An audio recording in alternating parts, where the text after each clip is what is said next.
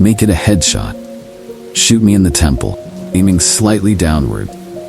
I need the bullet to travel the shortest possible distance through my brain before it hits my hippocampus. If I'm lucky, the sensation of the gunshot ripping through my skull will only last a decade. As awful as this sounds, you'll be doing me an enormous favor. Death by a headshot as soon as possible is vastly better than the alternative. My ordeal started over 10,000 years ago, at 10:15 this morning. I earn extra money by participating in drug trials. I'm a so-called healthy subject who takes experimental drugs to help assess side effects. Once it was a kidney drug. A few times it's been something for blood pressure, cholesterol. This morning they told me the drug I took was a psychoactive substance intended to accelerate brain function. None of the drugs I had tested so far have ever done anything for me in the recreational sense. In other words, none of the drugs I've tested have given me a killer buzz or mellowed me out or anything. Maybe I've always ended up in the placebo group, but nothing I've tested has affected me at all. Today's drug was different. This shit worked. They gave me a pill at 10:15 and told me to hang out in the waiting room until they called me back for some tests. Only about 30 minutes, the research assistant, me. I flopped onto the waiting room couch and read a few articles from a copy of Psychology Today that was sitting on the coffee table. They hadn't called me back when I finished Psychology Today, so I picked up a US News and read it cover to cover. Then I read an old Scientific American. What was taking them so damn long? I sluggishly turned my head to look at the wall clock. It was only 10:23 a.m. I had read all 3 magazines in 8 minutes. I remember thinking this was going to be a long day. I was right. The waiting room had a little bookshelf with some used hardcovers on it. When I stood up to walk to the bookshelf, it felt like my legs barely worked. It's not that they were weak, they were just slow. It took a full minute just to stand up off the couch and another minute to take 2 steps to the bookcase. I scanned the old books on the shelf and picked out a copy of Moby Dick. My arms had the same problems as my legs. Just reaching 1 foot in front of me to grab the book took a long time. I actually got bored, just waiting for my hand to reach the spine of the book. I slogged back to the couch and collapsed onto it in a slow-motion fall that reminded me of the low-gravity hops of astronauts on the moon. I opened Moby Dick slowly and began reading. I started with Call Me Ishmael and got as far as Ahab throwing his pipe into the sea, which was all the way to friggin' chapter 30 before they called me back. "How are you feeling?" the research assistant asked me. "I feel slow," I said. "Actually, it's the other way around. Everything seems slow because you're so fast. But my legs, my arms, they're moving in slow motion. Your body seems like it's moving slowly because your brain is fast. Your brain is running 10 or 20 times faster than normal. You are thinking and perceiving reality at an accelerated pace, but your body is still constrained by the laws of biomechanics. Frankly, you're moving much faster than a normal person. You pantomime a jogging motion. But your brain is running so much faster right now that even your fast walk seems very slow to you." I thought about my slow motion flop onto the waiting room couch. Even if my muscles had slowed down, my body would still react to gravity the same way. But in the waiting room, I even fell in slow motion. Slow muscles couldn't explain why gravity seems weaker. My brain was going at warp 10. That's how I managed to read 3 magazines and the first 30 chapters of Moby Dick in 15 minutes. They ran a series of tests on me. The physical tests were fun.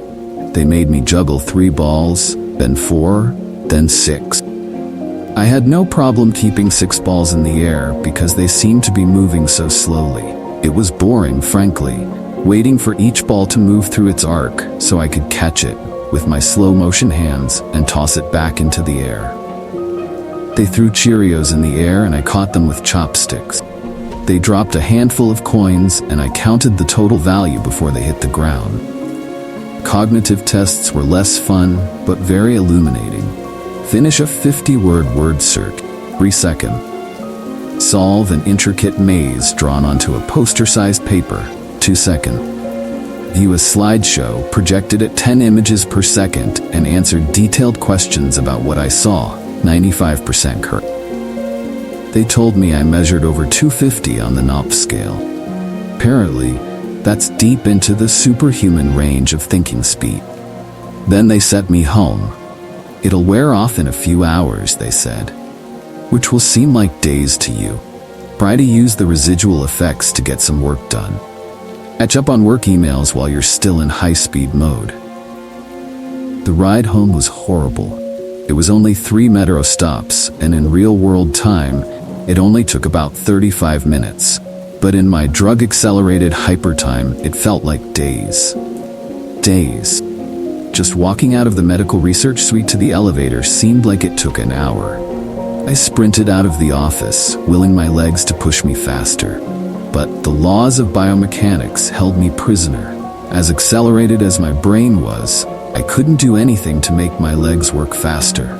The huge disconnect between my body and mind made it extremely difficult to judge how and when to slow down, turn, or rotate my body.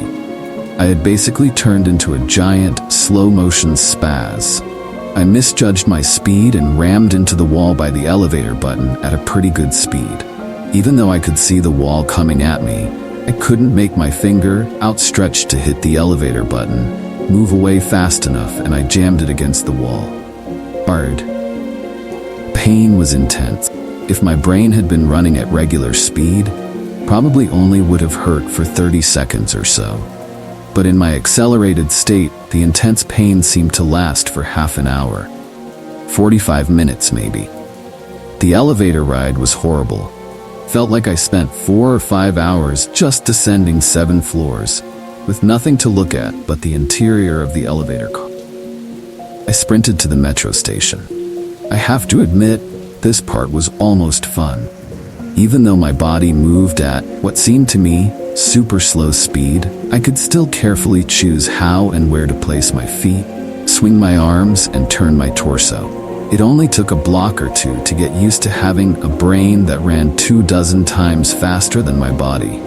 Then I basically sprint danced the rest of the way, twisting and juking between people on the sidewalk and dodging moving cars with inches, aka minutes, clearance. I spent an hour in my time frame, descending into the subway and running to the platform. Endless tedium, waiting the 6 minutes for the Red Line train to arrive. Although there was more to look at on the metro platform than inside the elevator, it was still intensely boring. I should have stolen that copy of Moby Dick. The Red Line train roared into the station in slow motion. The normally high-pitched squeal of its brakes was frequency shifted by my high-speed mind to a long, low tone, like a monotone tuba solo. It wasn't just the squealing subway train that was 3 octaves lower than normal. All sound was slowed to the point of near inaudibility. Voices were gone, shifted below the threshold frequency of my hearing. I did manage to hear a screaming baby on my subway car. Her shrieks slowed to sound like whale songs. Sharp sounds like car horns and trucks bouncing over potholes were low, muddied roars like distant thunder. Back at the research offices, I could still hear and communicate with the research staff. But now verbal communication with anyone would be impossible. The effects of the drug were still intensifying. I spent what seemed like days on that fucking Red Line train. Days. Listening to the whale song of the screaming baby and the tuba solo of the brakes. Where ordinary voices were frequency shifted out of my audio range, smells didn't seem to be affected. I never became nose-blind to the body odor, the stench of the train's brakes, and melange of farts and other smells wafting through the metro car. I finally got back to my apartment. Sprinting through my open door and into the front hall at full speed was like a slow, relaxing drift down a lazy river. I was relieved to be home. At least I had stuff I could do there. I picked up the book I was reading, 100 Years of Solitude, and finished it. Despite turning the pages so quickly that I tore many of them, it seemed like most of the time I spent finishing the book was spent on page turning and not actually reading. 3 minutes had passed since I got home. I tried surfing the internet. My God, it takes a long time for computers to boot these days. But it was too frustratingly slow. Hours, seemingly, to load each new page, and a fraction of a second to read it. 100 articles in my newsfeed were read and just 3 more minutes were done. I dipped into my pile of yet-to-be-read books and finished 2 more. 4 more minutes had passed. I decided to try to sleep off the remaining effects of the drug.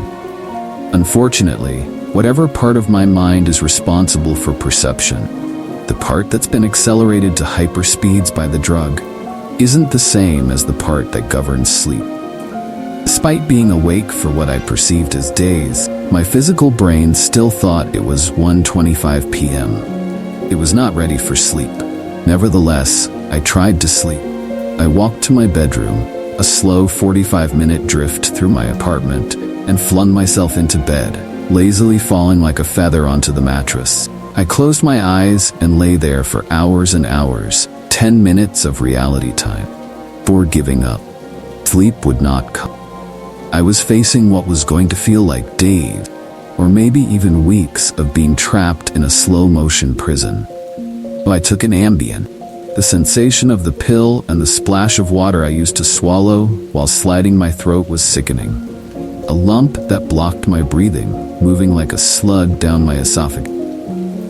I read a book. 10 minutes had passed. I read another. 18 minutes since I took the Ambien. I threw the book across the room in disgust at my situation. The book slowly pirouetted and spun through the air like a leaf blowing in a breeze. It hit the wall with a long, faint rumble, the only sound I had heard for what seemed like hours, then drifted to the floor like a flip-flop sinking in a swimming pool. The force of gravity hadn't changed since I took the pill. The laws of physics were the same. It was just my perception of time that had gone wackadoo. This meant I could use the speed things seemed to fall as a way of judging the effects of the drug. Based on how long it took the book to drift to the floor, I estimated the effects of the drug were still intensified. I read a magazine. I turned on the television. I clearly saw each frame of the video like I was watching a slideshow. Frustrated, I turned the television off. I read some more.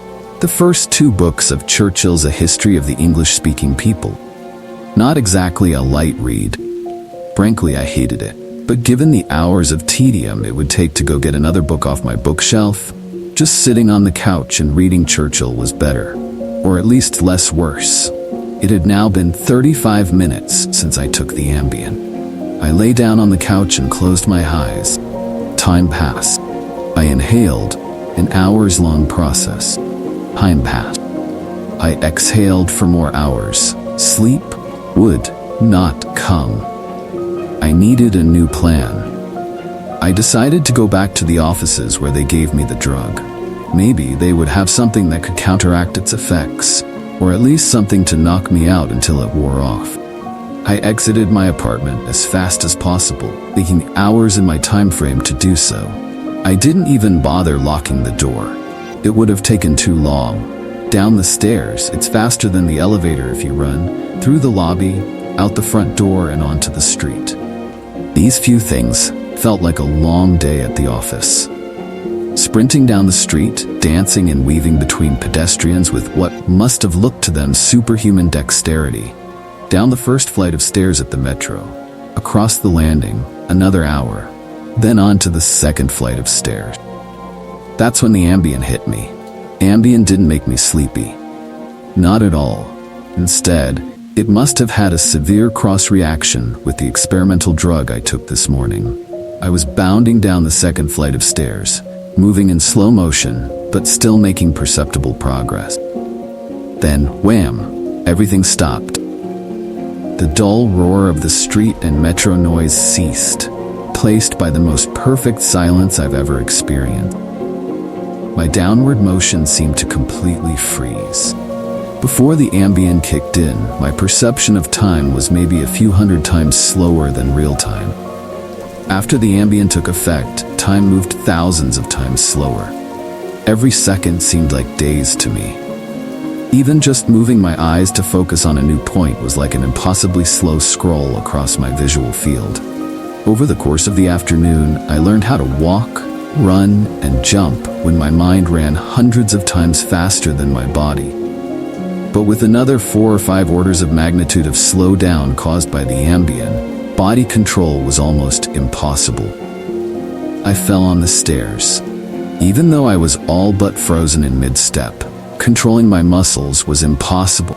I commanded my foot forwards for hours, then backwards, hours more, when it seemed like I would miss the next step. Hours attempting to adjust the angle of my ankle, then readjusting when it felt wrong. Despite these efforts, I rolled my ankle on the next step. The pain wasn't at all mitigated by the slowness. Hours of increasing strain on my bent ankle. The nerve signals that send pain into the brain must work differently than the nerves in my ear. Sonic energy was spread out over time, diluted, until it was imperceptible. Pain flowed into my brain, undiluted by the change in my perception of time.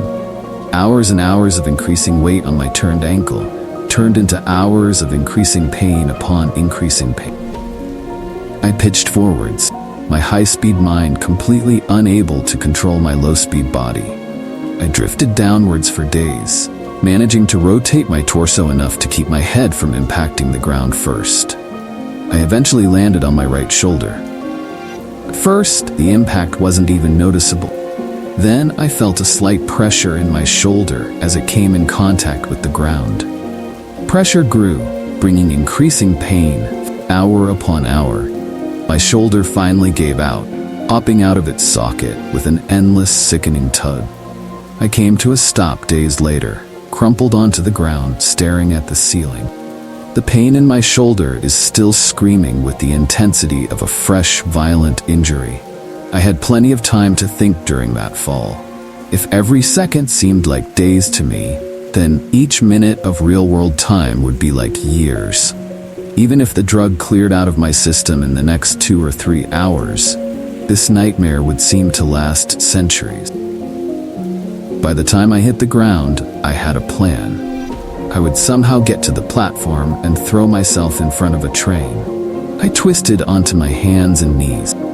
Days of my dislocated shoulder crying for relief. I misjudged my rotation and rolled onto my back. I tried again, collapsing onto my face as I tried to figure out how to control a body that moves slower than grass grew. Weeks of effort were finally rewarded with success. I stabilized on my hands and knees. Just getting on all fours was this difficult. I figured that walking or running was completely out of the question. So I crawled through the metro tunnel. The dumb looks on the faces in the crowd lingered on me for weeks. I crawled under the turnstile and onto the escalator. The escalator spilled the rush hour crowd onto the platform at the same speed a glacier spills ice into the sea. I looked out over the crowded platform during my interminable downward ride. Train status signs said the next train wouldn't arrive for 20 minutes. 20 minutes was like a year to me. I'd have to spend a year on the metro platform, waiting to die. I crawled off the escalator, enduring days of stupid expressions on the commuters' faces. I crawled a few feet to a concrete bench and curled up next to it, trying to find a position to lessen the pain in my shoulder. Then my problem with time got worse, impossibly worse. The massive slowdown on the stairs was just the beginning of the interaction between the experimental drug and the Ambien. It fully hit me while I was curled up by the bench. I blinked. Years of darkness followed. Sound was already gone, and with my blink, sight was gone as well. All that existed was the pain from my fall. My hyper-accelerated mind wasted no time compensating for the lack of sensory input. Voices spoke to me. They sang to me in languages that never existed. Patterns and faces and colors came and went in my mind's eye. I recalled my whole life and imagined living another. I forgot English. I settled into a profound despair. I spoke to God. I became God. I imagined a new universe and brought it to life with my thoughts. Then I did it all again and again. My eyes opened with geologic slowness. Faint glow. Weeks. A slit of light. Weak. A narrow view of the metro platform. Ankles of the commuters near me and an advertisement on the opposite wall. I extracted my phone from my pocket. Project that spanned decades. How can I even explain the boredom? The pain in my shoulder is nothing compared to the boredom. Every thought I can think, I have thought hundreds of times already. The view of ankles and advertisements never change it. Never. The boredom is so intense, it's tangible. Like a solid object of metal and stone wedged into my skull. Inescapable. What are my options? If I crawl and fall onto the tracks without an oncoming train to crush me, I won't die. I'll experience even more pain from the 4-foot fall, but I'll most likely be rescued by some do-gooder on the platform and unable to act when the train finally does arrive. My suffering in that scenario will be endless. So I wait for the train, so I can throw myself under it. When it finally hits me, I will experience the pain of being ripped to pieces for centuries, until finally, the light of life leaves my brain and my experience ends. I've lived hundreds of lifespans at the foot of this bench. I am far older, in spirit, than any human who has ever lived. Most of my life experience has been a snapshot of pain huddled on the floor of a subway platform, with an unchanging view of ankles and advertisement. This post is my plan B, my Hail Mary. By long shot, I've spent lifetimes typing and posting this message in the hope that someone will read it and become convinced that my suffering must end. Someone on this platform right now. Someone who will find the man curled under the bench, the man who crawled down the escalator, and kill him as swiftly as possible. A bullet to the temple. If you're armed and at the Glenmont Metro, please shoot me.